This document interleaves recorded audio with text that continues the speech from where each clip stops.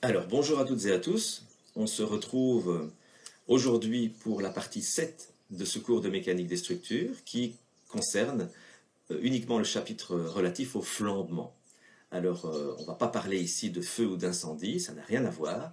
Le flambement, c'est un phénomène d'instabilité brutale qui concerne les éléments qui sont complètement ou partiellement comprimés.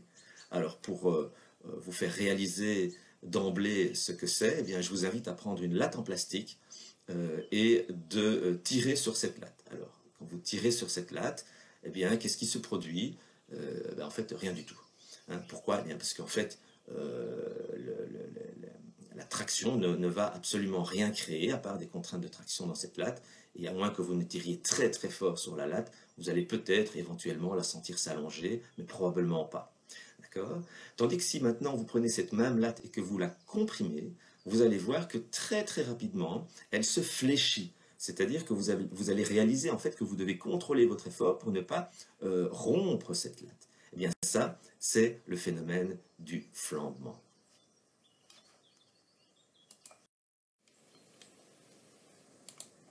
Alors, le phénomène du flambement, en fait, il n'est jamais visible, parce que s'il était visible, ça voudrait dire que la structure est en train de s'effondrer. C'est un phénomène qui se produit brutalement dans les ouvrages et qu'il faut évidemment éviter. Donc s'il se produit, ça veut dire que soit vous êtes en danger, soit la structure elle-même est en danger avec ses occupants.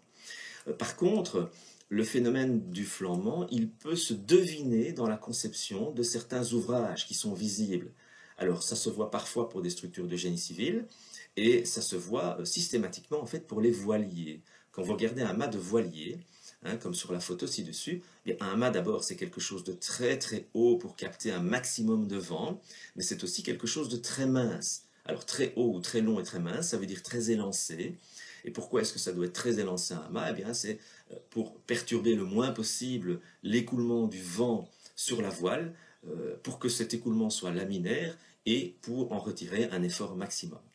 Alors, comme ces mâts sont très longs et très minces, eh bien, ils ont, tout comme la latte sur laquelle vous avez fait une petite expérience il y a quelques secondes, ils sont très sensibles au phénomène du flambement. Et donc, pour éviter ce phénomène du flambement, qu'est-ce qu'on va aller placer sur les mâts? Eh bien, on va aller placer des barres de flèche. Vous voyez ces éléments ici transversaux qui relient le mât au câble. Alors, je reviendrai en détail là-dessus dans quelques minutes. Et ces barres de flèche, elles sont là, donc, comme je viens de le dire, pour éviter ou pour diminuer la sensibilité au flambement de votre mât, mais également pour lui permettre de résister davantage aux efforts de flexion lorsque la voile est attachée à ce mât.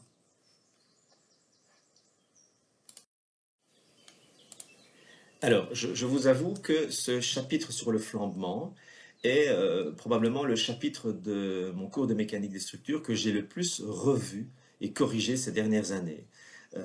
Pourquoi? Eh bien parce que je n'étais jamais satisfait de la manière dont je vous l'expliquais et je n'étais pas non plus satisfait de la manière dont on expliquait le flambement dans la littérature, dans les livres, dans les publications, etc. Tout part finalement de la définition du flambement. Donc la définition du flambement, c'est en fait un second ordre qui diverge. Alors pour comprendre cette phrase, il faut évidemment comprendre ce qu'est un premier ordre, il faut évidemment comprendre ce qu'est un second ordre, et il faut comprendre ce que c'est qu'un second ordre qui diverge. Alors, pour vous expliquer tout ça, je vais scinder mon explication pendant ce cours en 4 parties. Je vais d'abord vous réexpliquer, parce qu'en fait on en a déjà parlé il y a quelques semaines, ce qu'est qu'un premier ordre et un second ordre. Ensuite, je vais vous montrer que lorsque un effort normal se combine à un moment fléchissant, eh bien, la simple présence de cet effort normal va être responsable d'une augmentation du moment fléchissant. En fait, l'effort normal va multiplier le moment fléchissant existant par un facteur plus grand que 1 qui s'appelle facteur d'amplification du second ordre. C'est quelque chose dont on n'a encore jamais parlé jusqu'à présent. Hein, le fait que la présence simultanée de deux efforts faisait en sorte que l'un influence la valeur de l'autre. Et c'est pourtant bien le cas. Alors, après avoir parlé de ce facteur d'amplification du second ordre, qu'est-ce que je vais faire? Eh bien, je vais, sur base de la définition justement du flambement, qui est que c'est un second ordre qui diverge, je vais vous montrer que sous certaines conditions, ce facteur d'amplification peut tendre vers l'infini.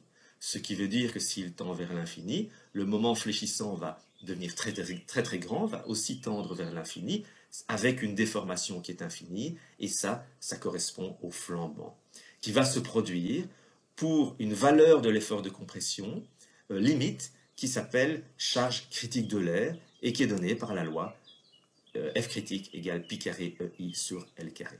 Et enfin, je terminerai en généralisant cette loi de l'air, en la perfectionnant pour, disons, qu'elle soit compatible avec les caractéristiques intrinsèques des matériaux notamment.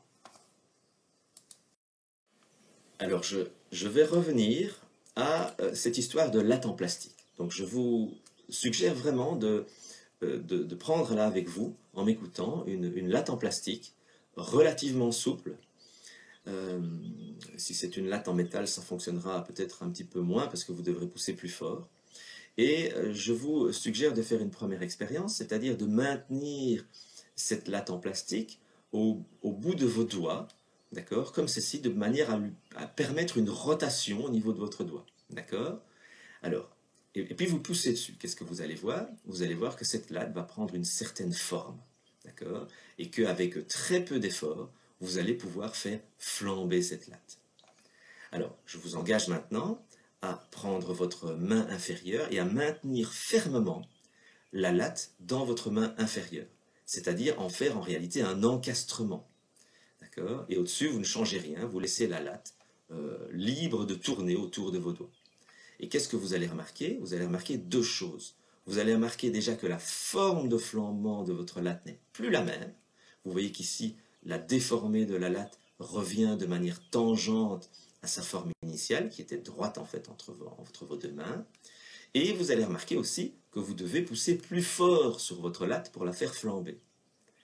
Je vous invite maintenant à passer à la troisième expérience. Vous faites un encastrement avec vos deux mains, c'est-à-dire que vous maintenez très fermement la latte dans sa partie inférieure et la latte dans sa partie supérieure, de manière à créer un encastrement aux deux extrémités. Vous poussez dessus et vous allez voir que vous devez pousser encore plus fort que dans le cas précédent et de surcroît, évidemment, encore plus fort que dans le premier cas. D'accord? Et ensuite, vous allez remarquer que la forme de flambement est de nouveau différente des deux précédentes.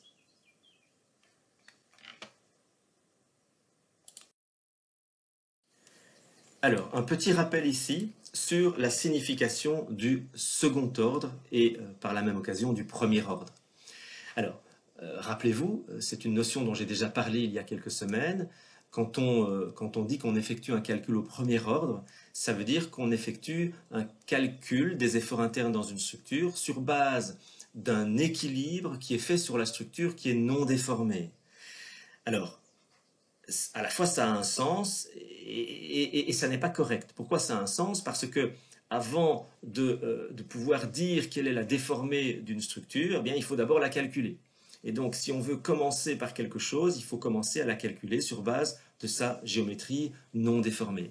Et en même temps, c'est aberrant puisque un équilibre n'est atteint que lorsque la structure s'est déformée. Donc, en d'autres mots, ce n'est que quand la structure s'est déformée qu'elle arrive à un état d'équilibre. Alors, faire un calcul au second ordre, c'est en fait faire un calcul des efforts internes, des réactions, etc. d'une structure pour laquelle on considère qu'elle est déformée. C'est-à-dire qu'on fait d'une manière ou d'une autre, et je vais, disons, vous expliquer comment on peut faire, on fait un équilibre rigoureux parce qu'il se fait sur la structure qui s'est déformée. Alors, prenons cet exemple d'une poutre qui est encastrée à gauche et qui est soumise à son extrémité droite à un effort Q qui est incliné d'un angle alpha. Alors cet effort Q, il peut se décomposer en une composante Q cos alpha, qui est dirigée selon l'axe de la poutre, et une composante Q sin alpha, qui est perpendiculaire à l'axe de la poutre.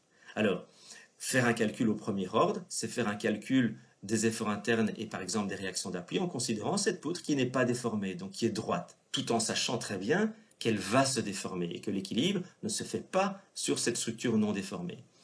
Alors quel est, par exemple, le moment d'encastrement? Le moment d'encastrement, il vaut Q sin alpha fois la longueur de la poutre, c'est-à-dire QL sin alpha.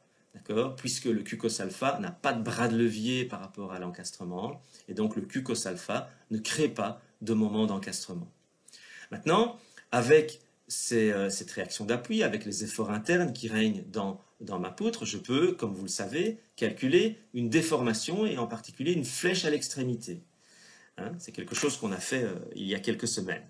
Alors, ici, croyez-moi sur parole, la flèche à l'extrémité d'une poutre, comme celle-ci, encastrée à gauche et libre à droite, eh bien, c'est Q fois sin alpha fois L cube sur 3EI. D'accord? Je vais l'appeler A1. Alors maintenant, on va considérer cette déformée, que je vais appeler une déformée du premier ordre, puisqu'elle a été calculée sur base d'une structure non déformée. Alors prenons cette déformée du premier ordre, je l'ai redessinée ici, là-bas en dessous, et cette fois, les deux composantes de Q agissent toujours à l'extrémité de la poutre, mais on voit que la composante horizontale, puisqu'elle s'est déplacée vers le bas d'une valeur A1, est maintenant excentrée par rapport à l'encastrement. Et donc a un bras de levier par rapport à l'encastrement. Et donc, crée un moment d'encastrement qui vaut Q cos alpha fois ce bras de levier. Donc vous avez ici un moment du deuxième ordre qui se rajoute au moment du premier ordre et auquel, si on ne fait pas attention, évidemment, on ne s'attendait pas du tout. D'accord? Donc faire un calcul au deuxième ordre, c'est aller chercher un équilibre sur une déformée qui a été calculée sur base d'un calcul au premier ordre. Et ainsi de suite, je peux continuer parce qu'ici, je peux, puisque mon moment a changé, je peux aller calculer une nouvelle déformation qui va s'ajouter à la déformation A1, qui va à son tour me créer un incrément de réaction d'appui.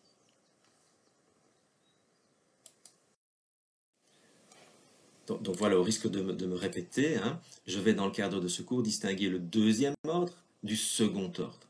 Alors la nuance est très facile à comprendre. Donc le deuxième ordre, ça signifie qu'il y en a un troisième, un quatrième, un cinquième, etc. Et le second ordre, eh bien, c'est l'ensemble des phénomènes qui se passent après le premier ordre. Donc le deuxième, plus le troisième, plus le quatrième, etc. Et je vous lis cette phrase ici. Donc le second ordre sera défini comme étant l'ensemble des phénomènes du deuxième, du troisième, du quatrième ordre. C'est le seul, etc. C'est le seul qui a un sens physique.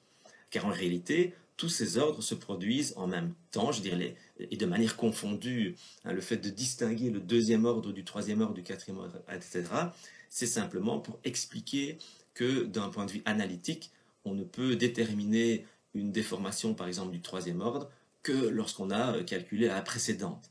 En réalité, dans la nature ou dans une structure, eh bien, c'est le second ordre qui va se produire de manière directe en quelques millisecondes ou quelques microsecondes pour atteindre soit un état d'équilibre, soit un état de déséquilibre, et dans ce cas-là, évidemment, on l'appellera flambement. Alors, le second ordre, il peut être dû à globalement deux choses. Tout d'abord, il peut être dû à une imperfection, c'est-à-dire un défaut de fabrication. Alors, on est dans un monde imparfait, hein, donc même les choses parfaites sont imparfaites. Il est impossible de fabriquer un élément qui est parfaitement droit. Et donc, même si c'est une déformation d'un micromètre, eh bien, un élément qui sort d'une usine aura toujours une petite imperfection, une petite déformation quelque part. D'accord ? Alors, le deuxième ordre, ou le second ordre, peut être dû aussi à une perturbation. Par exemple, si vous avez un élément comme celui-ci qui est comprimé, mais sur lequel souffle par exemple un vent latéral, eh bien, vous allez avoir évidemment une déformation de flexion qui va se faire à cause de ce vent latéral, et cette déformation est une perturbation. Donc vous avez une perturbation qui va être due à un effort quelque part qui s'applique sur l'élément. Bien sûr, on peut avoir une combinaison des deux. Hein, on peut avoir une combinaison d'une imperfection et d'une perturbation. Alors, je reviens sur mon imperfection. Qu'est-ce qu'elle va pouvoir créer? Eh bien, vous voyez que dans cet élément qui est comprimé, eh bien, si vous vous intéressez à ce point-ci, là, dans cette section-là, eh bien, ce point-ci voit l'effort de compression F avec une certaine excentricité A1, je vais l'appeler A1, hein, cette excentricité A1 étant justement l'imperfection dont on parle. D'accord? Et donc cette imperfection A1 va créer un moment du deuxième ordre qui vaut F fois A1. D'accord? Alors, si je passe à mon cas perturbation, eh bien, c'est exactement le même raisonnement. Hein. Cette perturbation ici, A1, est en réalité une flèche que je peux calculer. Hein. Au premier ordre, cette flèche, eh bien, elle est donnée par une expression que l'on connaît bien désormais et qui est 5QL4 sur 384 EI. C'est la flèche due à une charge uniformément distribuée sur une poutre de longueur L entre deux appuis, donc une poutre isostatique. Et vous avez un moment au centre qui vaut QL carré sur 8. D'accord? Alors, ce moment du premier ordre, d'accord, donc crée donc une déformation A1 du premier ordre, ou une flèche A1 du premier ordre, la voici. Et cette flèche A1 du premier ordre va en fait créer un nouveau moment, en tout cas ici au milieu de la poutre, qui vaut F fois A1, F fois le bras de levier, hein, la distance entre l'axe de cette force F et le point que l'on considère. Eh bien, ce moment F fois A1 est appelé moment du deuxième ordre. D'accord? Tout comme dans le premier cas ici, la seule nuance qui existe, c'est que ici, ce A1 est une imperfection d'origine, et ici, ce A1 est une perturbation due à un effort qui s'applique, une charge qui s'applique sur la structure.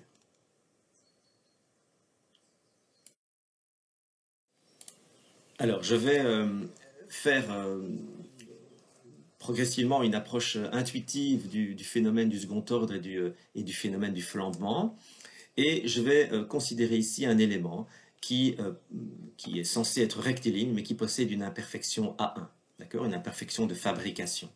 Alors, il n'y a pas d'efforts extérieurs qui sont appliqués sur la structure. Je n'ai pas de moment fléchissant du premier ordre, donc M1, dans ma structure. Par contre, à un moment donné, je vais aller appliquer ici sur cet élément une charge extérieure qui est censée comprimer l'élément.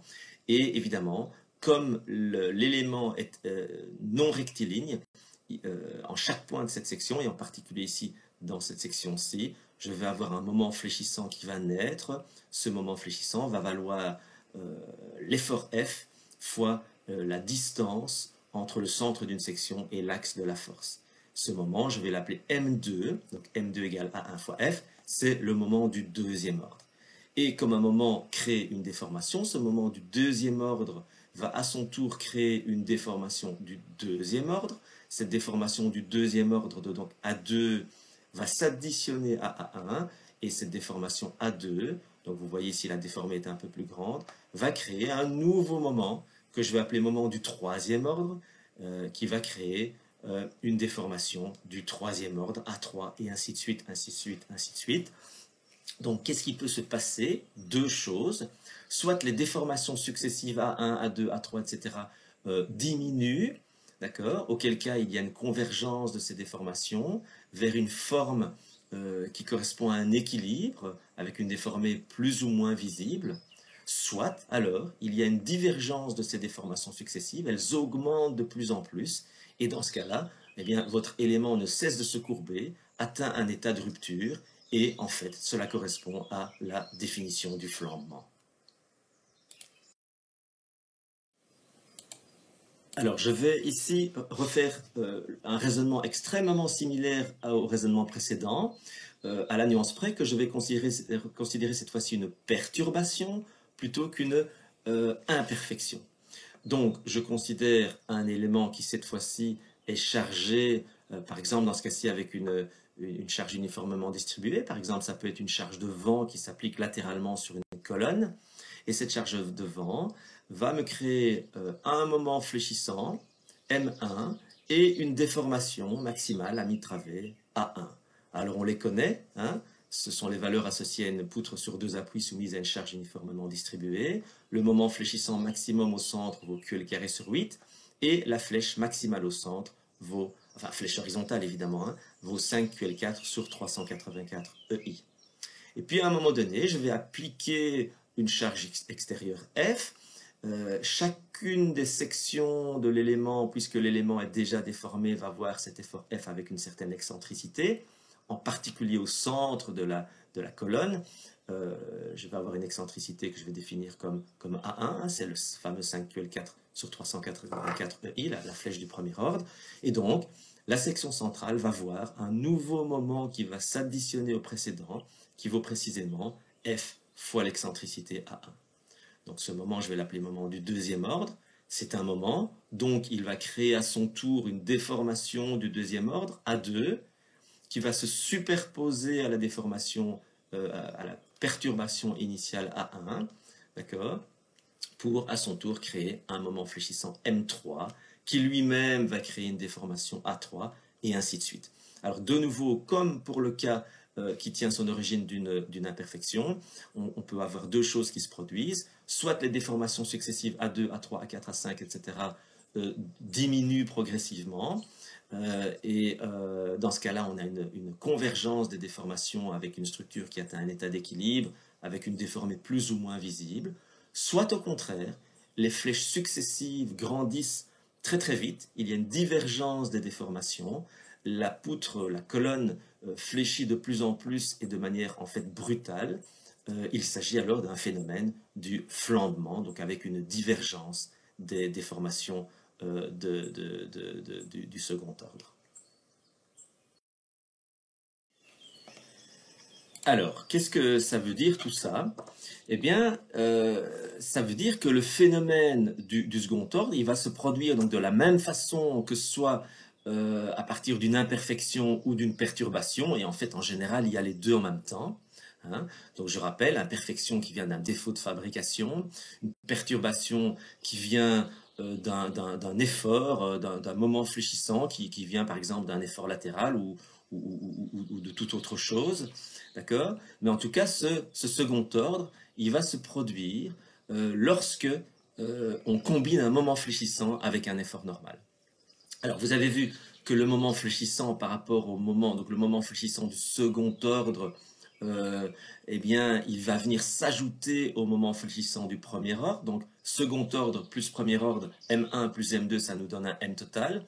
D'accord? Et ce rapport entre M1 plus M2 et M1, il est appelé en fait facteur d'amplification du second ordre. Et en fait, on verra qu'il vaut non seulement M total sur M1, mais qu'il vaudra aussi la flèche totale divisée par A1, donc qui est soit l'imperfection, soit la perturbation. Alors, on va exprimer tout ça de manière encore un petit peu plus intuitive. On va représenter un graphique ici, sur lequel l'abscisse représente le temps d'application d'une charge sur un élément, et l'ordonnée représente la flèche totale maximale de cet élément lorsqu'il a tendance à flamber. Alors voici cet élément, c'est une colonne qui est soumise à une charge de compression. Alors le temps d'application d'une charge, en général, il est très rapide, il est parfois instantané, quelques microsecondes, quelques millisecondes, quelques dixièmes de seconde, ça dépend. Qu'importe, je vais représenter ce temps d'application de la charge ici. Et évidemment, je vais exprimer en fonction du temps d'application de cette charge la déformée maximale de cette colonne. Alors cette déformée maximale, pour un temps zéro, elle vaut A1, qui est soit l'imperfection, soit la perturbation. Et puis, comme je le disais tout à l'heure, deux choses peuvent se produire. Soit les déformées successives A2, A3, A4, etc. tendent vers des valeurs de plus en plus petites, et on a alors une convergence des déformations, et donc une certaine déformation ici lorsque la charge s'est appliquée. Cette déformation, elle peut être plus ou moins visible. Alors si elle l'est, ça veut dire qu'il ne faudra pas augmenter F très très fortement pour qu'il y ait un flambement. Sinon, il peut y avoir aussi une divergence des déformations, c'est-à-dire que les déformations sont de plus en plus grandes et presque instantanément, en tout cas lorsqu'on se rapproche du temps d'application de la charge, eh bien, on a une déformation qui devient infinie, ce qui est le signe en fait d'une instabilité, d'un effondrement dû au flambement. Et donc, on peut maintenant définir le flambement comme étant un second ordre qui diverge. Vous avez une flèche totale qui vaut A1, flèche initiale, plus la somme de toutes les flèches du second ordre, la flèche du second ordre, et on va prouver un petit peu plus loin que ce rapport entre la flèche totale et la flèche initiale est égal au facteur d'amplification du second ordre que l'on a défini au transparent précédent comme étant le rapport entre le moment total et le moment du premier ordre. Alors, le flambant, il ne se voit pas souvent. On peut le voir apparaître. Voici ici une belle photo de l'un des projets des étudiants de 3e bachelier dans le cadre de leur projet P4. Et vous voyez ici qu'ils ont réalisé une structure de type treillis avec une membrure inférieure qui est comprimée. Et là, on voit très clairement le début d'un flambement, un flambement qui s'annonce dans la membrure comprimée inférieure. On voit par la même occasion la forme de flambement. Vous avez une forme de flambement qui est déterminée par les éléments transversaux qui arrivent dessus, un petit peu comme des barres de flèches sur un mât de bateau. Et donc ici, évidemment, si vous chargez un tout petit peu plus la structure, eh bien, vous risquez d'avoir une rupture fragile de la structure, une rupture instantanée, brutale plutôt de la structure qui va se produire. Donc quand le flambement commence à se voir via des déformations comme celle-ci, eh bien, il vaut mieux arrêter de charger la structure parce qu'on est proche d'un effondrement. Alors, pendant les quelques transparents qui suivent, je vais démontrer l'expression qui donne la valeur du facteur d'amplification du second ordre. Alors, pour la démontrer, j'ai besoin d'une formule que vous connaissez déjà, qui est celle-ci, que l'on a démontrée il y a quelques semaines, et qui exprime le fait que la dérivée seconde de la forme déformée d'une poutre est à la valeur EI ou 1 sur EI près, la même fonction que le moment fléchissant.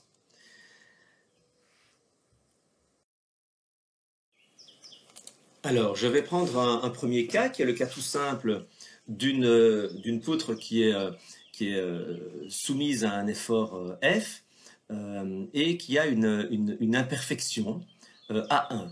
Alors, la forme de cette poutre imparfaite, je vais faire l'hypothèse que c'est un morceau de sinusoïde. Alors, si c'est un morceau de sinusoïde, je peux l'exprimer par une équation toute simple qui est celle-ci. V1 de x est égal à A1 fois sin de pi x sur L. Si vous voulez vérifier que c'est correct, il vous suffit de remplacer x par 0 ou par L et vous allez trouver effectivement que V1 vaut 0. Et si vous remplacez x par L demi, vous allez trouver effectivement que V1 vaut A1. Alors, je vais ici considérer donc une poutre qui subit un effet de second ordre, mais pas encore un flambement. Donc, je vais considérer qu'elle va atteindre un équilibre. Hein, donc, je suis dans un cas de déformation convergente. J'ai un équilibre ici qui se fait pour une poutre qui a une certaine forme, une certaine déformation, et qui s'est déplacée d'une valeur V de x par rapport à la géométrie initiale. Et donc je vais avoir un V1 de x, un V de x, et je vais appeler V total de x la somme des deux. Donc le V total de x, finalement, c'est la forme, la fonction de cette sinusoïde qui se trouve là. Alors, une petite remarque importante pour comprendre la suite de la démonstration, c'est que cette fonction déformée à l'état d'équilibre, vous voyez que d'abord elle monte et puis elle descend. Ça veut dire que sa dérivée première va être d'abord positive, ensuite négative. Si on dérive encore cette dérivée première, donc pour en faire une dérivée seconde, sachant que cette dérivée première a une pente constante, eh bien vous allez qui est négative, vous allez obtenir quelque chose de négatif. Ce que je veux dire par là, c'est que la dérivée seconde de la forme déformée est quelque chose qui est toujours négatif. Alors pourquoi est-ce que c'est important de remarquer ça? Eh bien parce que je vais aller chercher ici ma fameuse loi hein, dont j'ai parlé au transparent précédent, et je peux aller y mettre ici une valeur absolue du moment fléchissant qui est donc positive, et sachant que la dérivée seconde de v de x est négative, je vais mettre un moins devant. Donc moins fois moins, c'est bien égal à plus. Ok, alors ensuite, qu'est-ce que je vais dire?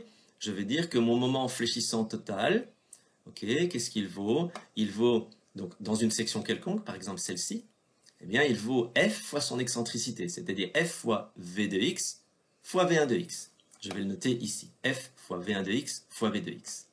Alors je vais aller remettre ensemble ces deux équations-là en éliminant en fait le terme en m de x. Donc je vais éliminer m de x et en chemin je vais poser un nouveau paramètre là pour me simplifier un petit peu l'écriture que je vais appeler k carré et qui vaut f surdivisé par ei.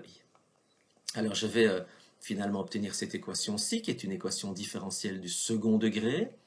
et je dois donc l'intégrer 2 fois. Et si je l'intègre 2 fois, ça veut dire que je vais avoir 2 constantes d'intégration qui peuvent s'éliminer tout simplement en remarquant que V, eh bien, en x égale 0 et en x égale L, il vaut 0. Hein. La poutre passe par 0 ici en x égale L et ici en x égale 0. Et si je fais ça, eh bien, je trouve une solution de mon équation différentielle du second degré qui est celle-ci. V de x égale tout ceci fois V1 de x. Okay. Alors, en chemin, je vais encore définir un nouveau paramètre. Je vais l'appeler f critique. Alors, vous me voyez probablement venir. Hein, je n'en dis pas plus pour l'instant. F critique vaut par définition pi carré EI sur L carré. Alors, si je fais ça, eh bien, je trouve une relation, donc la solution de mon équation différentielle qui est celle-ci, qui exprime que le V de x, donc l'écart de ma poutre par rapport à sa forme initiale, elle est égale à la forme initiale, et il est égal à la forme initiale multiplié par ce facteur-là. Alors je vais encore un tout petit peu transformer cette relation-là, puisque là j'ai un V de x et un V1 de x, et ce qui m'intéresserait moi plutôt, c'est de remplacer le V de x par un V total de x. Alors qu'est-ce que je vais faire? Eh bien je vais voir ici que mon V total de x est V de x plus V1 de x, c'est ce que j'ai exprimé ici. D'accord?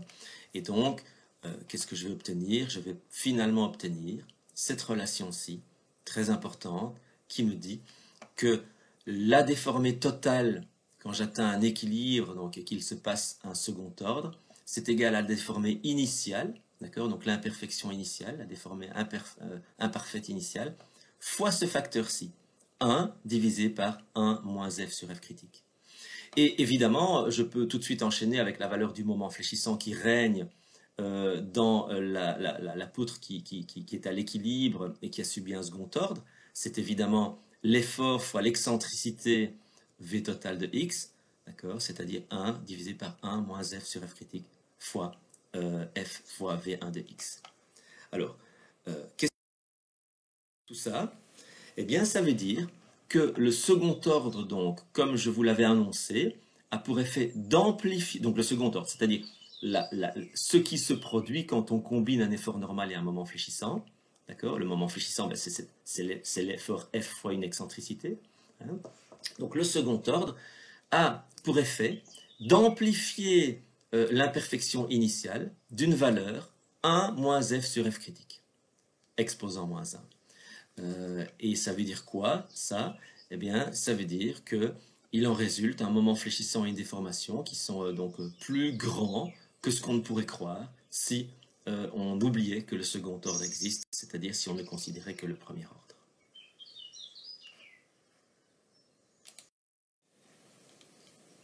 Alors, le cas précédent était le cas d'une poutre qui était soumise à une imperfection, d'accord? On partait de là. Ici, je vais faire exactement le même raisonnement pour finalement vous montrer qu'on arrive à exactement la même conclusion, hein, mais je voudrais être exhaustif, donc je vais prendre ce cas 2 qui concerne le calcul du facteur d'amplification d'une poutre qui est parfaite, mais par contre qui est soumise à une perturbation. D'accord? Et donc cette perturbation, en l'occurrence ici, c'est quoi? C'est une charge transversale, par exemple un vent, hein, qui vient déformer cette poutre avant même qu'elle ne soit soumise à un effort de compression F. D'accord? Alors, vous savez que le moment fléchissant d'une poutre sur deux appuis soumises à une charge distribuée, c'est une parabole, avec une valeur de QL carré sur 8 maximale donc au centre. Nous, on va faire une petite approximation, mais qui n'est pas bien méchante. On va approximer cette parabole par une sinusoïde et on va dire que le moment fléchissant, ce n'est pas une parabole, mais c'est ceci, QL carré sur 8 fois sinus de pi x sur L. C'est une petite approximation. Si vous voulez vérifier que c'est correct, ben vous voyez que en x égale 0 et x égale L, ben votre moment est bien nul. Et en x égale L demi, il vaut bien QL carré sur 8. Okay. Alors je reprends la même formule que sur le slide précédent, la formule qu'on avait démontrée il y a quelques semaines. Même remarque concernant la justification du signe négatif ici, hein, puisque ceci, le d carré v sur dx carré est toujours négatif, eh bien on va mettre un moins devant pour que tout ceci soit positif et que je puisse l'égaler au moment fléchissant ici. Et je vais exprimer une deuxième équation, donc l'équation du moment fléchissant, donc qui règne dans ma poutre lorsqu'elle est à la fois soumise à ma perturbation, c'est-à-dire à mon QL carré sur 8 et à mon second ordre qui vient de mon F. Donc ce moment fléchissant-là, ben, c'est quoi? En fait, c'est le moment fléchissant du premier ordre, d'accord? Plus quoi? Ben, plus mon effort F fois l'excentricité ici totale. Alors l'excentricité totale, ici, elle vaut V de x, puisque V1 de x est nul. D'accord? Donc on reste rigoureux par rapport au cas précédent. Alors, de nouveau, bah, je vais faire la même chose. Je vais aller un petit peu plus vite parce que c'est exactement le même raisonnement. Je pose un facteur k carré, j'obtiens une équation différentielle du second degré, je pose mes conditions limites qui me permettent d'éliminer mes deux constantes d'intégration, je trouve la solution de mon équation différentielle, je pose en chemin une valeur f critique qui vaut pi carré ei sur l carré, je la retape dans cette équation-ci, je trouve finalement cette équation-là qui me donne la valeur de ma forme déformée à l'état d'équilibre. Alors, qu'est-ce que ça veut dire? Ça veut dire que le moment fléchissant total, d'accord, donc celui qui règne là dans cette section-là, c'est quoi? C'est mon moment fléchissant m1 de x, hein, j'avais marqué là, plus f fois v de x. Okay, j'ai réécrit ici l'équation que j'avais déjà écrite là. Sauf que cette fois-ci, je connais l'expression de v de x. Elle est ici, et je vais aller la remettre à la place du v de x là. Qu'est-ce que ça me donne? Ça me donne cette expression-ci, d'accord, que j'ai réécrite ici à droite. Le moment total dans une section de ma poutre qui est à la fois soumise à ma perturbation, qui me crée un moment M1, et à un moment du second ordre qui vaut F fois V, eh bien, il est égal à un facteur qui est le même, hein, on retrouve le même facteur, fois mon M1 de X. Okay, et donc on retrouve ici exactement la même valeur du facteur d'amplification qui vaut 1 sur 1 moins f sur f critique. En d'autres termes, si je n'avais pas d'effort f de compression là, eh bien j'aurais simplement un moment total qui vaut m1 de x, c'est-à-dire le QL carré sur 8, hein, qu'on connaît bien, et le simple fait que je viens en plus comprimer ma poutre me crée un moment en plus, parce que ceci est toujours plus grand que 1, me crée un moment en plus qui est quelque chose donc, qui multiplie, donc mon facteur d'amplification du second ordre qui multiplie mon moment du premier ordre. Alors, donc en conclusion, le second ordre a pour effet d'amplifier le moment fléchissant initial, c'est-à-dire le moment du premier ordre M1, d'une valeur 1 moins f sur f critique exposant moins 1, avec par définition f critique qui vaut pi carré ei sur l carré.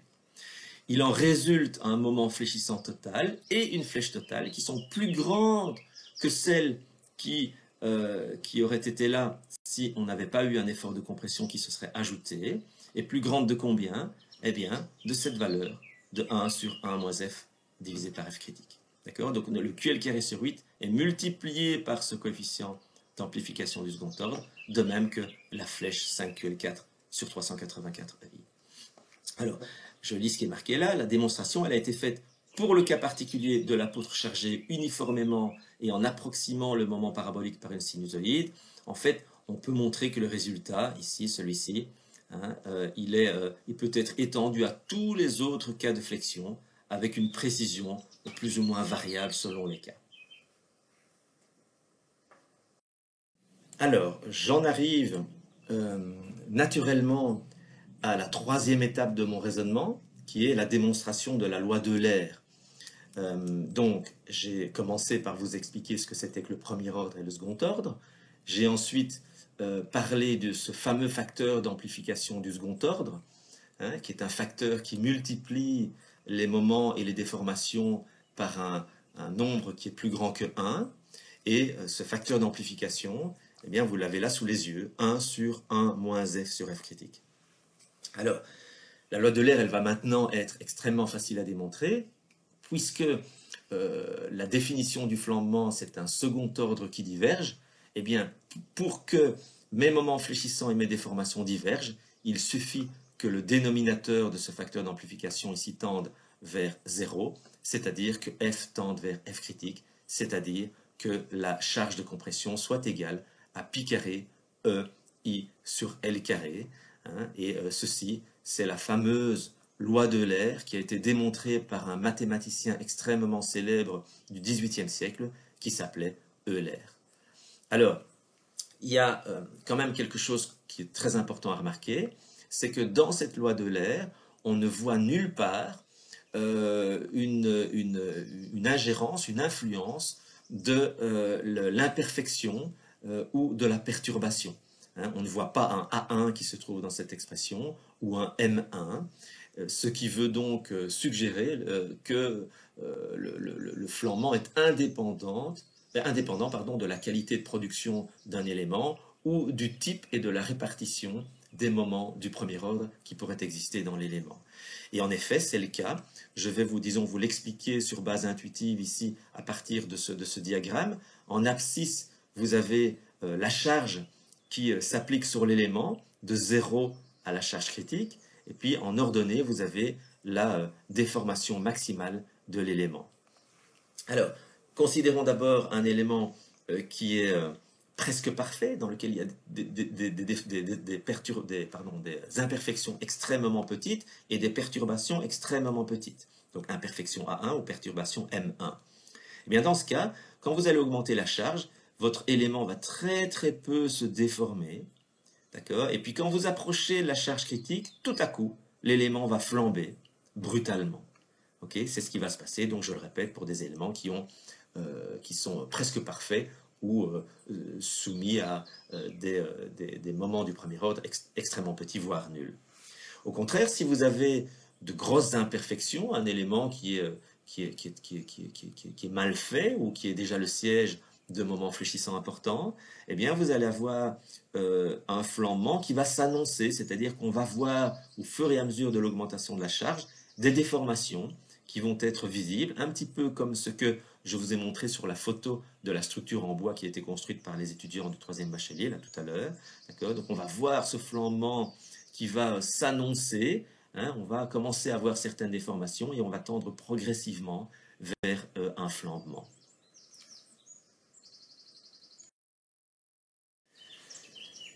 Bien, je reviens à mon exemple de mât de voilier, hein, dont je parlais en début de présentation. Ces mâts qui sont maintenus latéralement par ce qu'on appelle des barres de flèche que vous voyez ici sur la photo. Alors je vais essayer d'appliquer ma loi d'Euler à un cas simple, qui est celui-ci. Je vais considérer un voilier avec un mât qui est posé sur le pont du bateau ici en bas et qui est maintenu en tête par 2 câbles, okay, qui repartent vers le bas au niveau de la coque du bateau. Alors ce mât, il va être comprimé à cause d'un tas d'efforts. Hein. D'abord les efforts de traction qui règnent là dans les câbles, puis après des efforts qui viennent des voiles, etc. Et ce mât, si il a tendance à flamber, à un moment donné, s'il flambe, il va flamber selon la forme que l'on connaît désormais, qui est cette forme-ci. D'accord ? La charge critique de l'air qui correspond à ce mât, c'est-à-dire la charge de compression, l'effort de compression au-delà duquel ce mât va flamber brutalement. Donc, c'est donné par cette expression-ci, pi carré E I min, hein, dans le cas où le mât, c'est bien souvent le cas, n'a pas une section symétrique, divisé par la longueur du mât au carré, ou la hauteur du mât au carré.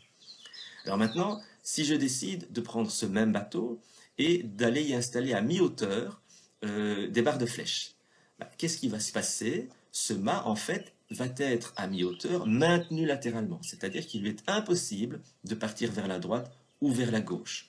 Ce qui veut dire que lorsqu'il aura tendance à flamber, sa forme de flambement va être celle-ci, une forme qui part ici soit vers la droite, soit vers la gauche. Hein, ça dépend un petit peu de la manière dont les imperfections sont présentes dans le mât. Hein. Donc ici, j'ai considéré un déplacement vers la droite. Et puis après, ce mât est bien obligé de revenir ici au milieu, puisqu'il est maintenu par les barres de flèche. Et puis après, il n'est plus maintenu, évidemment, et il peut sans problème repartir par flambant vers la gauche. Alors qu'est-ce qu'on voit quand on regarde cette figure ? On voit en fait que la longueur sur laquelle peut flamber le mât, hein, c'est une longueur qui vaut une demi-hauteur de mât. Hein. Le flambement peut se produire soit sur la demi-partie inférieure, soit sur la demi-partie supérieure. En fait, il va se produire sur les deux, hein, selon la forme de flambement que l'on voit là. Mais si vous exprimez la loi de l'air, ben, vous allez retrouver dans cette loi de l'air non plus au dénominateur la longueur totale du mât, mais la demi-longueur du mât. Et qu'est-ce que ça vous donne?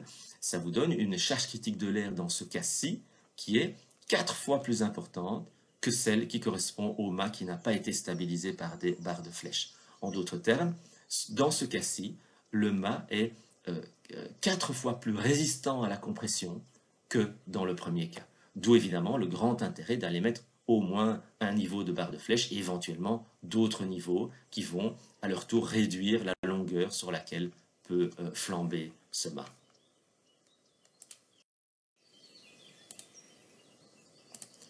Alors, j'ai démontré précédemment l'expression de la loi de l'air pour le cas élémentaire d'une poutre ou d'une colonne qui était articulée à chacune de ses extrémités. Alors, je voudrais maintenant vous redémontrer cette loi de l'air, vous prouver qu'elle est valable pour des poutres ou des colonnes qui ont d'autres conditions d'appui. Et je vais prendre le cas ici d'une poutre qui est encastrée à gauche et qui est rotulée à droite via un appui à rouleau. Alors cette poutre, elle est hyperstatique une fois. Quand vous enlevez l'appui à rouleau, eh bien, vous retrouvez la poutre isostatique qui est simplement encastrée à gauche.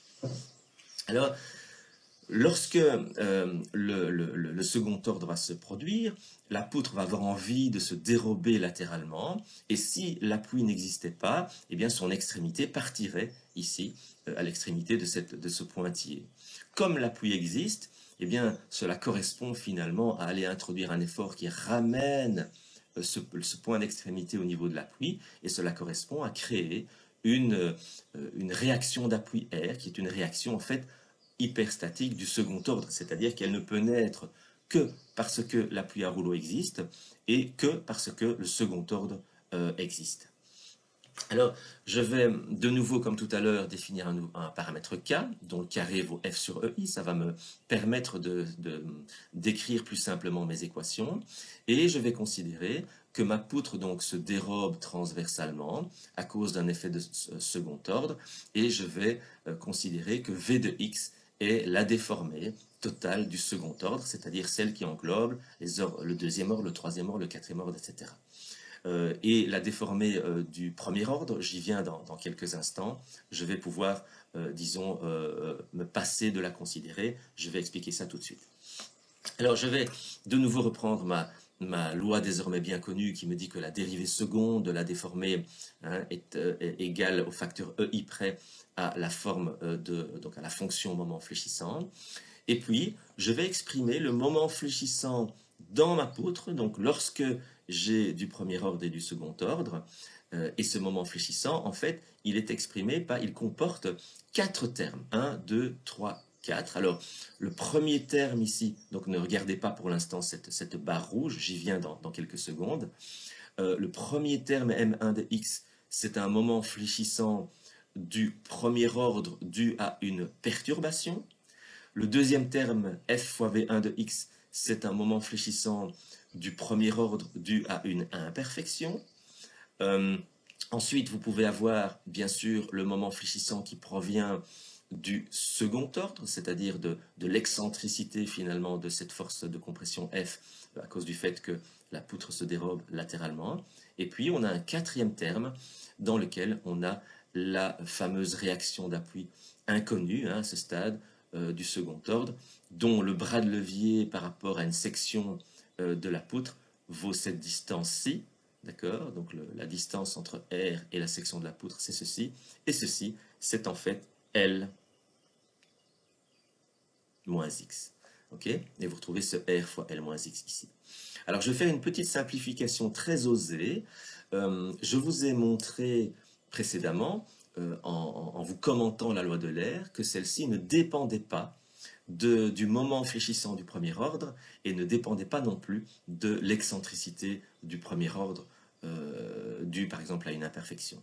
Et donc, qu'est-ce que je vais faire? Puisque ces deux facteurs n'influencent pas la loi de l'air, mais influencent simplement, disons, la vitesse avec laquelle les déformations vont se faire avant d'avoir une instabilité, voire mes transparents précédents, eh bien, je vais les simplifier. Donc, je vais les enlever de mon équation. Je vais considérer qu'ils sont nuls.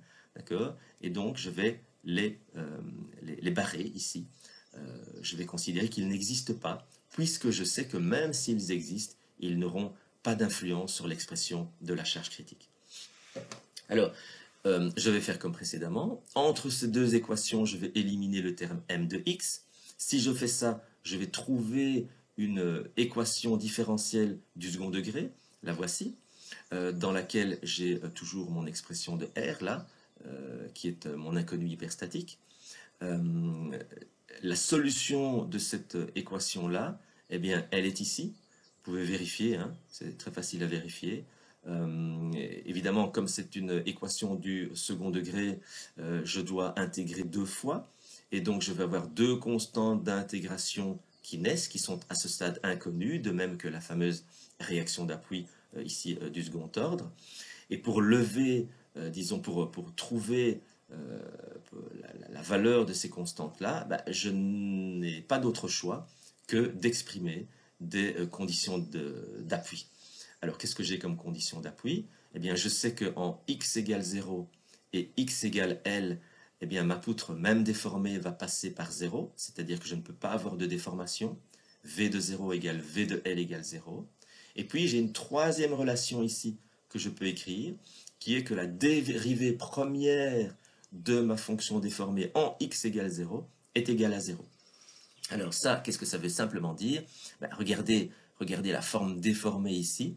À cause de l'appui encastré, cette forme déformée est obligatoirement en train ici de rejoindre de manière tangentielle l'axe initial de la poutre. Ça veut donc dire que vous avez un extrémum dans votre fonction déformée. Et s'il y a un extrémum, ça veut dire que la dérivée est nulle. Alors si j'exprime ces trois conditions d'appui ici de manière matricielle, qu'est-ce que je vais trouver? Ben, je vais trouver ce système-ci dans lequel j'ai 3 zéros ici à droite de l'égalité. Alors ça, c'est un petit peu embêtant, parce que 3 zéros ici à droite de l'égalité, eh bien, ça voudrait, par exemple, pouvoir dire que C1, C2 et R sont nuls tous les trois, ce qui ne m'arrange pas, parce que ça ne correspond pas à une solution physique. La seule manière pour que ce système matriciel exprime une solution physique, en fait, c'est d'annuler le déterminant de la matrice. Alors, c'est ce que je vais faire. Voici le déterminant, ici. Je vais l'égaler donc à 0. Et si je fais ça, hein, voici ici un petit rappel pour vous expliquer comment on calcule le déterminant d'une matrice 3 x 3. Donc, si je fais ça, je trouve une expression toute simple qui est tangente de KL est égale à KL. Alors, si je résous cette expression, eh ben, qu'est-ce que je trouve? Je trouve que KL est à peu près égal à 4,5, à quelques décimales près, ce qui veut dire que FL carré sur EI est à peu près égal à 4,5 au carré. Alors, si j'isole la valeur de F ici, eh bien, qu'est-ce que je vais trouver? Je vais trouver une expression de la loi de l'air qui est tout à fait similaire à celle que j'avais obtenue, à une petite nuance près, qui est le dénominateur ici. Alors, plutôt que d'avoir un L carré au dénominateur comme pour une poutre biarticulée, cette fois-ci, j'ai un 0,7 fois L, le tout au carré, qui provient du fait que j'ai un encastrement ici. Alors, en d'autres termes, comment est-ce qu'on peut traduire physiquement cette présence du 0,7 là?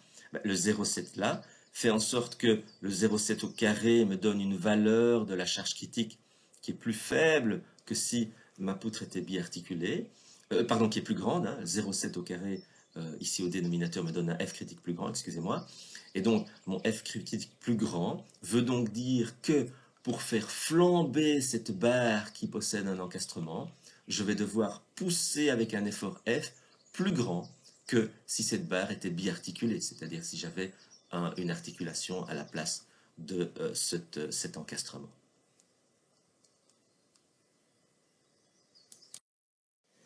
Alors je vais généraliser cette loi de l'air.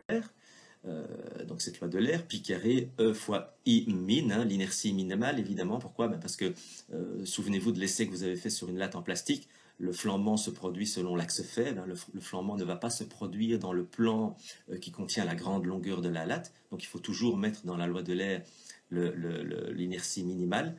Et puis vous avez au dénominateur un LF au carré. Alors ce F représente le flambant, la longueur de flambant. Et qu'est-ce que c'est que la longueur de flambant? Eh bien, c'est la longueur qui est prise entre deux points d'inflexion successifs de la courbe déformée donc, que vous trouvez lorsque vous avez un flambant.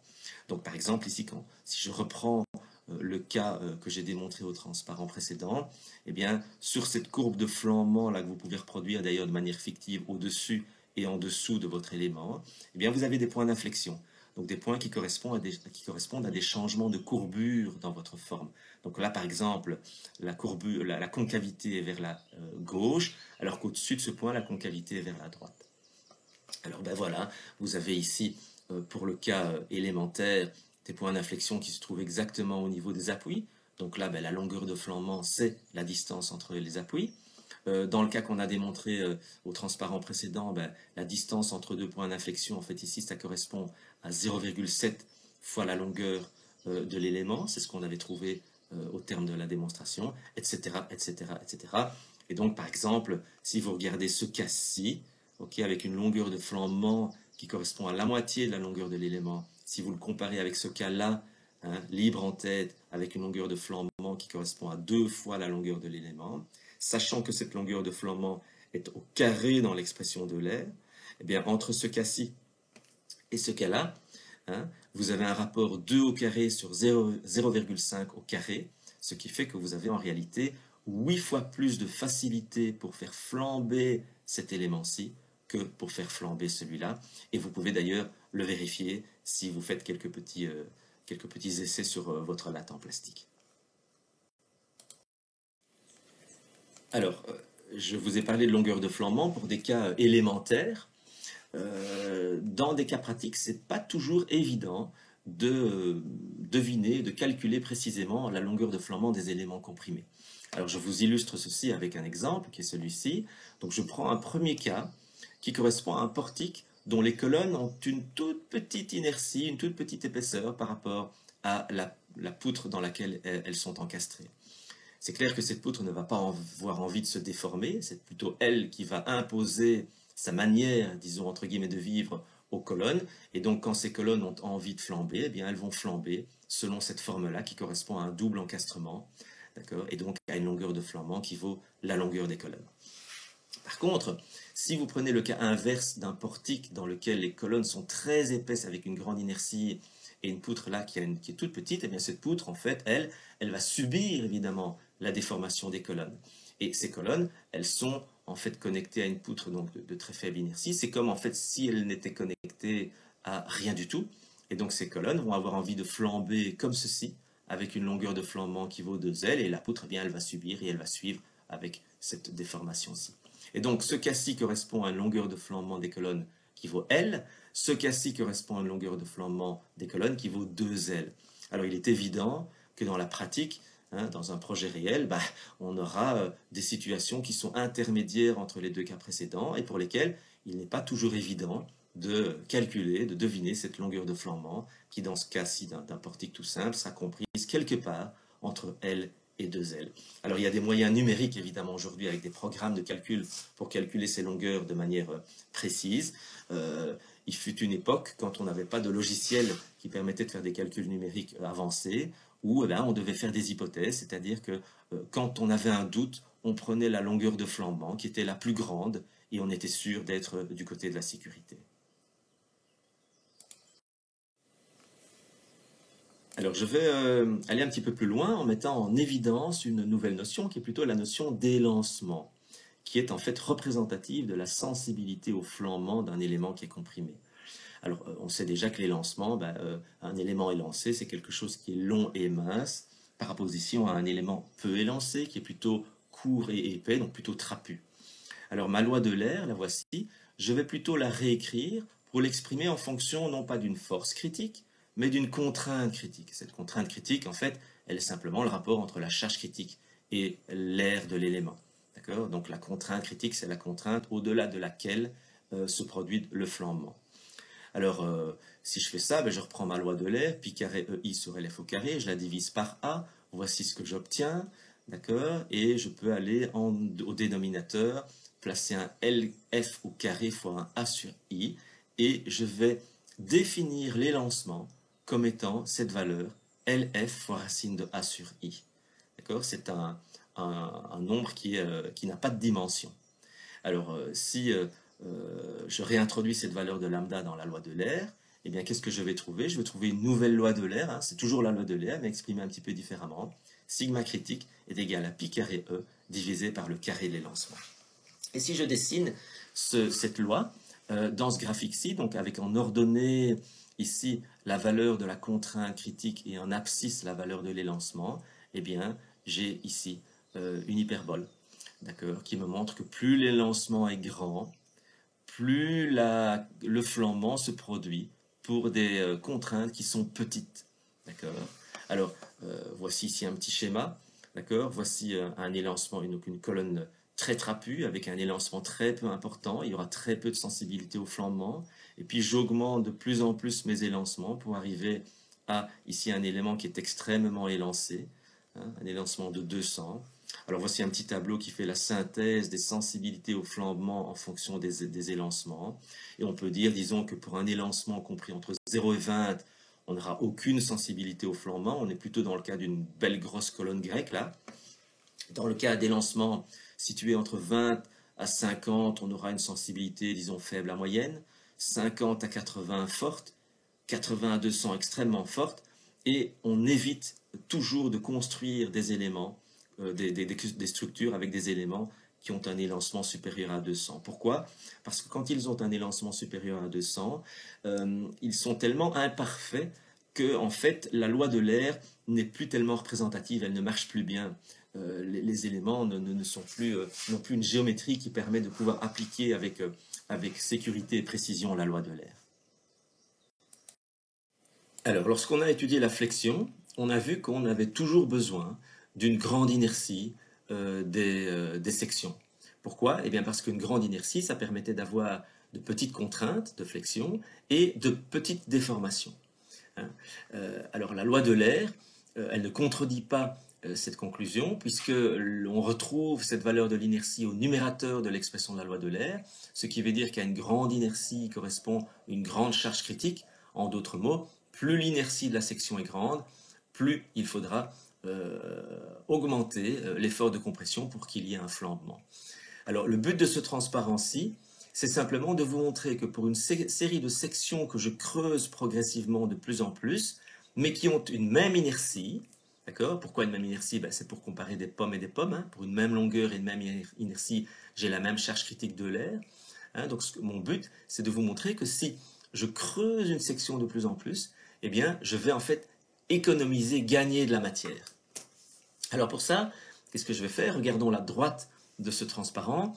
Je vais écrire l'air et l'inertie de la section pleine. La section pleine, je vais la définir par un petit indice 0 que vous retrouvez là, que vous retrouvez également ici.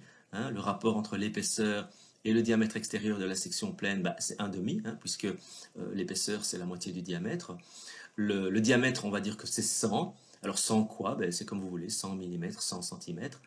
L'air, on va dire aussi que c'est 100 cm² par exemple, et l'élancement c'est 100. Et puis je vais creuser cette section et je vais voir ce que deviennent toutes ces valeurs, en particulier la valeur de l'air. Alors comment est-ce que je vais faire ça? Eh bien, donc je vous ai dit que je voulais conserver l'inertie d'une section à une autre. Alors l'inertie d'une section creuse, elle est donnée par cette relation-là. Si vous en doutez, eh bien, vous pouvez la retrouver facilement, puisque l'inertie d'une section creuse, c'est l'inertie d'une section extérieure moins l'inertie d'une section intérieure. D'accord? Et si vous considérez comme phi le diamètre extérieur et phi moins 2e le diamètre intérieur, eh bien, quand vous simplifiez l'expression, quand vous la remettez un petit peu dans l'ordre, vous obtenez cette relation-ci. D'accord? Donc je répète, cette relation-ci, c'est une relation qui exprime l'inertie d'une section circulaire creuse avec une épaisseur de paroi E et un diamètre phi. Et cette relation, je voudrais qu'elle soit constante et égale à l'inertie de la section pleine, I0. Donc je vais égaler ceci avec cela. Et qu'est-ce que je vais trouver? Eh bien, je vais trouver cette expression-ci.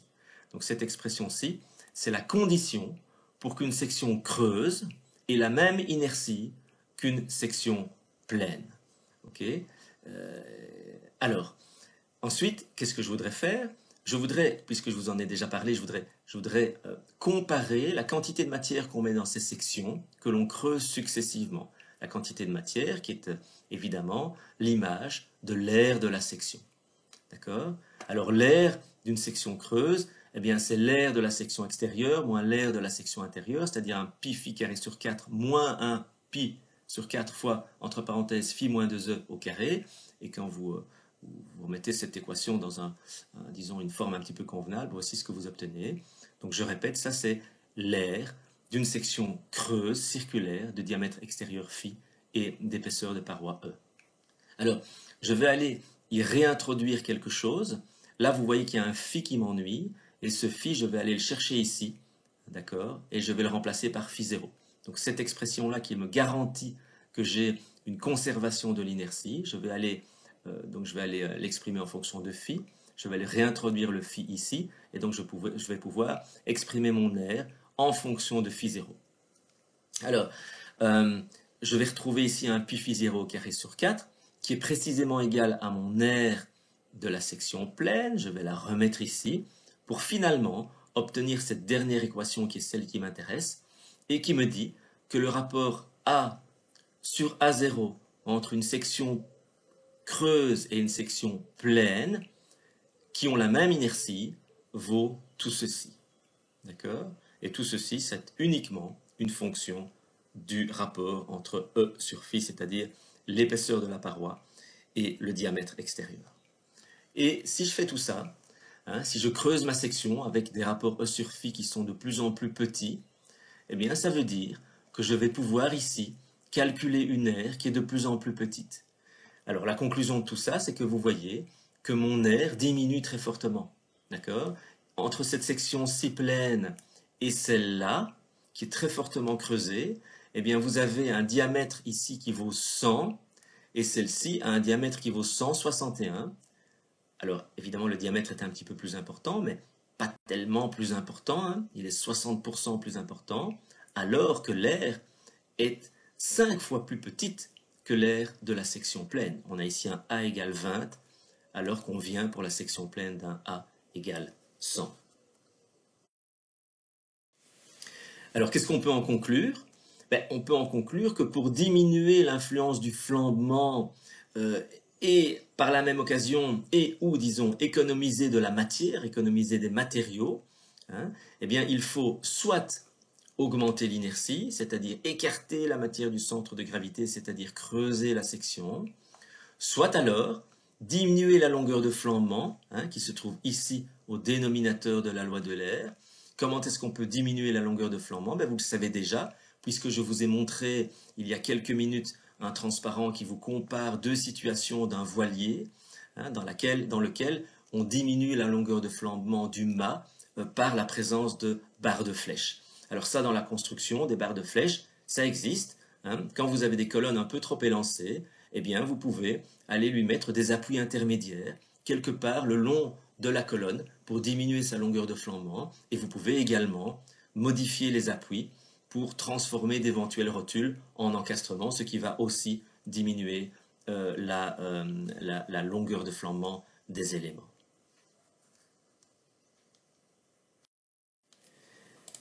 Alors, la loi de l'air, c'est très bien, mais elle a ses limites. Alors, qu'est-ce que je veux dire par là? Eh bien, quand vous la regardez, vous vous rendez compte que pour des valeurs petites de l'élancement, à la limite tendant vers 0, eh bien, vous pouvez autoriser la matière à travailler à des contraintes qui sont infinies.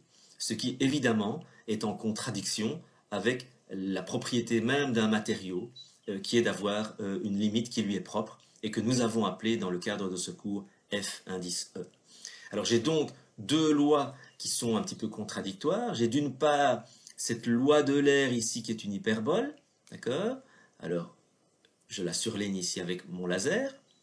Et puis j'ai une autre loi qui est en fait une horizontale et qui me dit que quel que soit l'élancement du matériau, je peux admettre dans mon matériau une contrainte FE. Alors évidemment, la nature, elle a horreur je ne veux pas dire des discontinuités, mais des changements brusques. Et donc, la nature, en réalité, comment est-ce qu'elle va se comporter. Si vous comprimez réellement un élément, eh bien, vous allez avoir quelque chose qui s'approche évidemment de l'enveloppe inférieure de ces deux courbes, et en réalité, eh bien, ce sera cette courbe ici en rouge, qui ressemble à une courbe de Gauss et qui va représenter la valeur des contraintes que l'on peut autoriser dans un élément comprimé en fonction de l'élancement. Alors, pour la petite histoire, ici, ce point-ci, c'est l'intersection entre les deux lois, okay, qui se fait pour cette abscisse-ci, qui vaut pi fois racine de E sur FE. Comment est-ce qu'on trouve cette abscisse? C'est très simple, il suffit d'égaler la valeur des deux contraintes, c'est-à-dire que vous égalez pi carré E sur lambda carré avec le FE, et vous trouvez cette valeur de cet élancement ici, d'intersection entre les deux courbes. Et donc, finalement, quand vous regardez cette courbe rouge ici, eh bien, comment est-ce qu'on doit l'interpréter? Pour des petits élancements tendant vers zéro, on peut faire travailler le matériau comprimé à sa limite d'élasticité, à sa limite de rupture, selon les définitions que l'on considère. Et dès que vous avez un élancement qui augmente, eh bien, vous devez faire travailler le matériau à une contrainte qui va diminuer de plus en plus. En d'autres mots, si l'élancement est important, ou en tout cas différent de zéro, dès que l'élancement est différent de zéro, eh bien, vous devez réduire la contrainte qui règne dans le matériau à une valeur qui est inférieure à la contrainte qui pourrait régner dans le matériau s'il n'y avait pas de sensibilité au flambement. Et donc, encore en d'autres mots, la sensibilité au flambement nous fait gaspiller de la matière, puisque pour réduire la contrainte en dessous de la contrainte limite pour un même effort, eh bien, il faut augmenter la taille de la section, c'est-à-dire finalement gaspiller du matériau. Et donc, le flambement nous fait gaspiller de la matière. Alors, on a vu au transparent précédent que la loi de l'air pouvait être affinée, corrigée, pour tenir compte de la limite en compression du matériau. On a obtenu cette courbe rouge, là, qui est une espèce de demi-courbe de Gauss.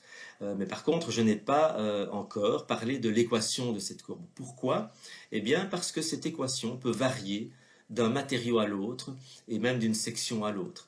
Alors, pourquoi? Eh bien, parce que les éléments constructifs, eh bien, ils ont des défauts de fabrication, ils sont parfois le siège de contraintes parasitaires, ils n'ont pas une géométrie parfaite, ils peuvent être fendus, par exemple, c'est typiquement le cas du bois, ils peuvent avoir des fissures, c'est le cas du béton, on peut avoir des matériaux qui sont mélangés, c'est le cas du béton armé, etc., etc. Et donc, tout ceci pour vous dire que la loi de l'air, en fait, cette fameuse courbe en rouge, eh bien, elle peut comporter différentes expressions mathématiques qui, bien sûr, ne sont jamais très, très différentes. Hein, c'est toujours une courbe de type demi-courbe de Gauss, mais ces équations mathématiques varient d'un matériau à l'autre ou même parfois de section à l'autre. Par exemple, pour l'acier, vous avez des courbes A, B, C, D, hein, qui sont des courbes de Gauss légèrement différentes, qui sont relatives à des sections de différents types, par exemple des cornières ou des sections I, etc. Okay. Et ces courbes, elles existent. Donc, elles existent dans les eurocodes, dans des codes.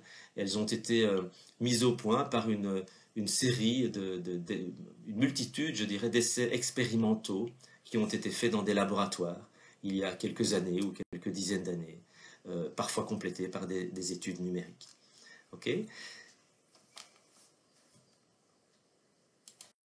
Alors, pour compléter mon propos précédent, je vous montre ici quelques courbes qui proviennent d'une norme. En l'occurrence, ici, c'est une norme suisse, hein, alors qu'importe, elles sont un peu différentes des courbes présentées dans l'Eurocode 3, mais ce graphique est assez simple à lire. Vous avez ici 3 courbes ABC, et vous voyez donc elles sont relatives à l'acier, hein, uniquement, et vous voyez ici que ces courbes ABC correspondent à des sections soit circulaires, soit en I, soit en cornière, etc.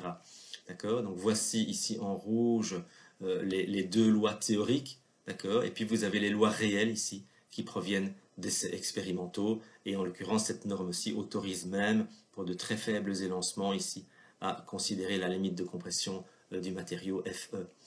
Alors souvent ces graphiques qui expriment les courbes de Gauss réelles sont exprimés de manière un petit peu différente, en ce sens qu'en abscisse, vous n'avez pas l'élancement qui est donné, mais l'élancement réduit. Alors l'élancement réduit, c'est le lambda sur le lambda E. Donc souvenez-vous, le lambda E, je l'ai démontré au transparent précédent, c'est l'élancement qui correspond à le croisement entre les deux lois, la loi de l'air et la loi de limite de compression du matériau. Et en général, en ordonnée, ce n'est pas la contrainte critique que l'on indique, mais c'est plutôt la contrainte critique divisée par la limite de compression du matériau Fe. D'accord? C'est-à-dire qu'ici, vous avez une échelle qui va de 0 à 1, puisqu'au-delà de 1, ça veut dire que vous dépassez la contrainte du matériau, donc vous êtes de toute façon en rupture. Et ici, vous avez en général des élancements qui ne dépassent pas les 2 ou 2,5. Alors, je vais de nouveau ici retransformer un petit peu cette équation de l'air pour qu'elle s'insère dans ce graphique avec des abscisses et des ordonnées qui ont été un petit peu modifiées. Donc qu'est-ce que je vais faire? Je vais reprendre ma loi de l'air, pi carré E sur lambda carré. Je vais la diviser par Fe. Donc chaque terme ici, je vais les diviser par Fe. Donc sigma critique sur Fe, c'est égal à ceci sur Fe. Alors va apparaître naturellement un pi fois racine de E sur Fe, mais justement ce pi fois racine de E sur Fe, c'est précisément ce lambda E.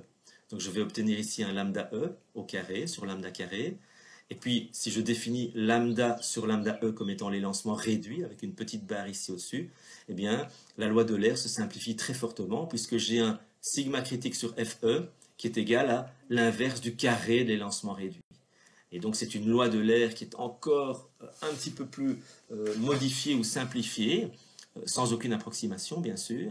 Et cette loi de l'air, elle permet d'exprimer donc la sensibilité au flambement dans un graphique qui a été, disons, un petit peu normalisé avec une abscisse et une ordonnée qui sont relatives à des valeurs normalisées.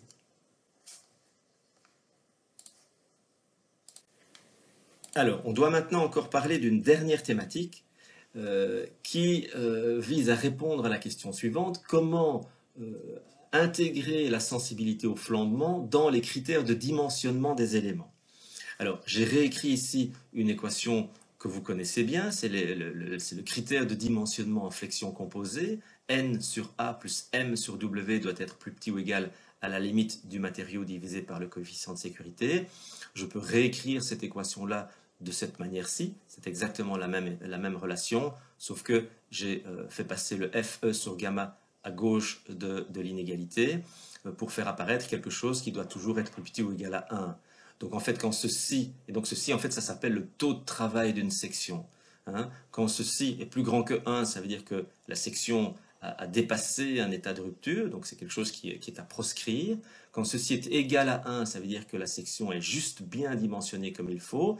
Et si ceci est beaucoup plus petit que 1, ça veut dire que la section, elle est surdimensionnée. On est vraiment très très loin d'un risque de rupture. Et en plus, malheureusement, on gaspille du matériau.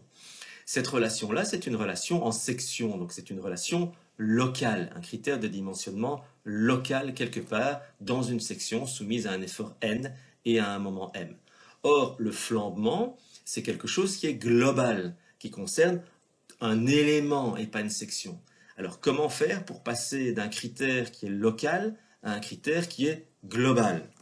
Eh bien, il y a toute une série de raisons que je ne vais pas détailler, qui font que ce n'est pas si évident que ça, et que l'on va devoir, disons, utiliser une équation qui est un petit peu simplifiée.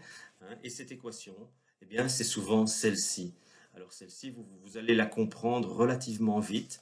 Hein, vous voyez qu'il y a la partie là, du critère de dimensionnement qui est due à l'effort normal. Eh bien, j'y ai remplacé le FE en réalité par un sigma critique. D'accord? Puisque le sigma critique, il intègre, lui, la sensibilité au flambement grâce à la courbe de l'air modifiée. Et puis le moment, on sait que le moment, quand il y a du second ordre, c'est-à-dire dès qu'il y a de l'effort normal qui se combine au moment, il est multiplié par un facteur d'amplification du second ordre. Je vais aller placer ici ce facteur d'amplification du second ordre. Et donc on obtient ici une relation qui est un nouveau critère de dimensionnement, soit en compression simple, soit en flexion simple, soit en flexion composée, le tout en tenant compte du flambement et des effets du second ordre. D'accord? Donc ce critère me permet de dimensionner des éléments en tenant compte de tous ces facteurs.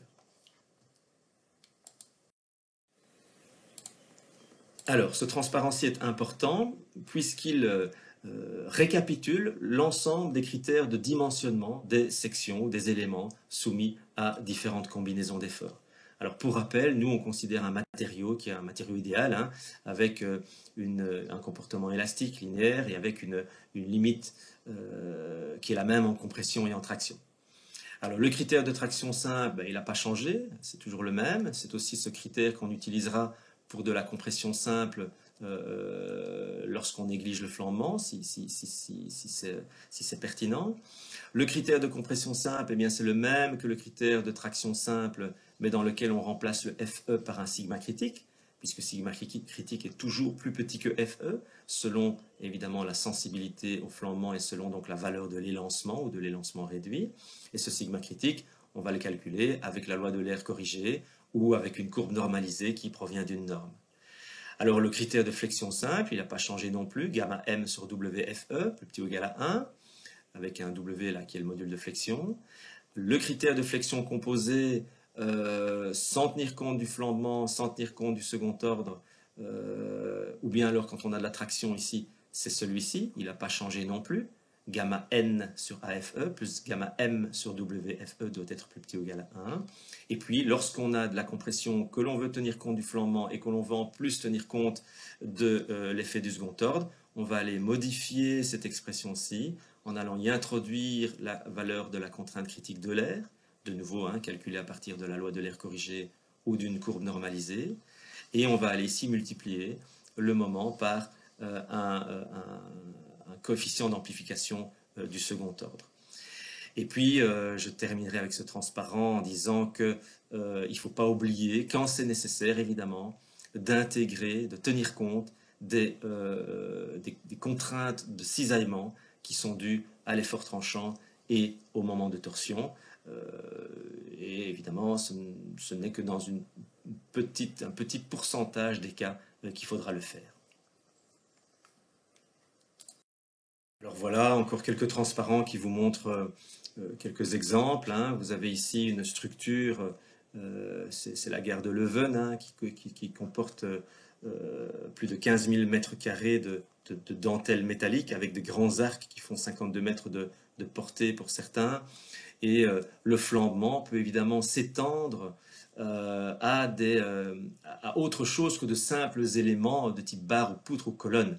Hein, le flambement peut être un flambement global. Par exemple, vous avez ici une simulation d'un flambement global latéral de grands arcs, puisque des arcs sont censés être des éléments globalement comprimés. Ça veut dire qu'ils peuvent avoir dans leur ensemble, indépendamment du fait qu'ils soient constitués eux-mêmes de toute une série d'éléments rectilignes, hein, ils peuvent dans leur ensemble présenter un flambement. Et voici une simulation d'un flambement latéral de ces arcs. Alors voici d'autres exemples. Les mâts de bateau, j'en ai déjà parlé, hein, avec ces barres de flèches là sur plusieurs niveaux qui servent à diminuer la longueur de flambement du mât. Voici le même principe ici pour des mâts haubanés d'éoliennes avec non pas des barres de flèches mais des câbles de haubanage qui sont placés à différentes hauteurs et qui ont exactement les mêmes effets, donc de diminuer la longueur de flambement des mâts. Voici un petit projet qui date d'il y a quelques années et qui montre en fait une structure avec un mât métallique de 11 mètres de hauteur qui a été haubané et qui sert à, disons, soutenir les charpentières d'un très très vieux tilleul, plus que tricentenaire. Et bien, dans ce cas-là, ce mât, évidemment, qui repose sur une fondation à sa base et qui est tenu en tête par différents câbles, est typiquement un élément très élancé pour lequel il faut évidemment tenir compte de la sensibilité au flambement.